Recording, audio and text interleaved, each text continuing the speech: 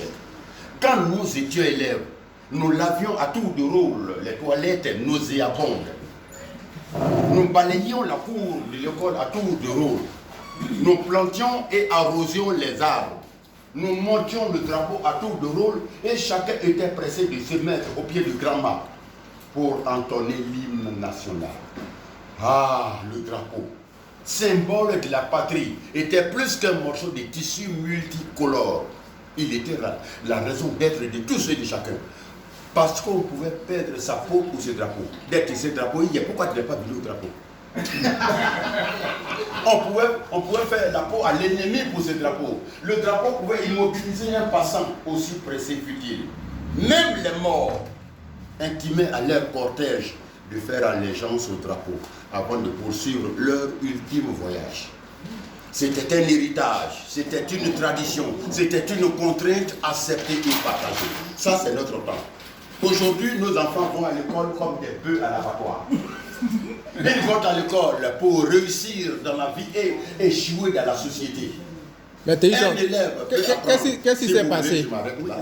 Parce que c'est une inspiration, c'est un texte que je prépare pour l'univers du monde, papa. Okay, l'école d'hier et l'école d'aujourd'hui. C'est ça. Je peux continuer? Allons-y.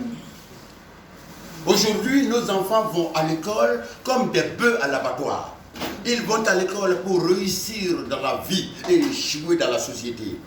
Un élève peut apprendre l'histoire de la Côte d'Ivoire et sortir, descendre le drapeau national et le déchirer en lambeaux comme un torchon. Et il n'y a rien. Un élève peut insulter, menacer son enseignant et le pourchasser comme un rat jusqu'à son dernier retranchement. Et il n'y a rien. Il peut même dire son amertume à la télévision nationale avec des thèmes qui défient l'autorité et le bon sens. Pour un oui ou pour un non, un groupuscule d'élèves peut tenir tête à leurs enseignants et à l'administration et faire fermer toute une école pendant des mois. Et il n'y a rien. Pendant ce temps, les institutions en charge de l'éducation de la République fonctionnent bien. L'orthodoxie tant clamée dans les politiques sonne faux. La rigueur des premiers acteurs ne vaut même pas la raideur d'inflexibles.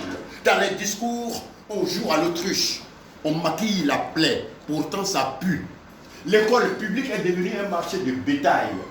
On n'y forme plus des hommes du demain. On cultive les pourritures du futur.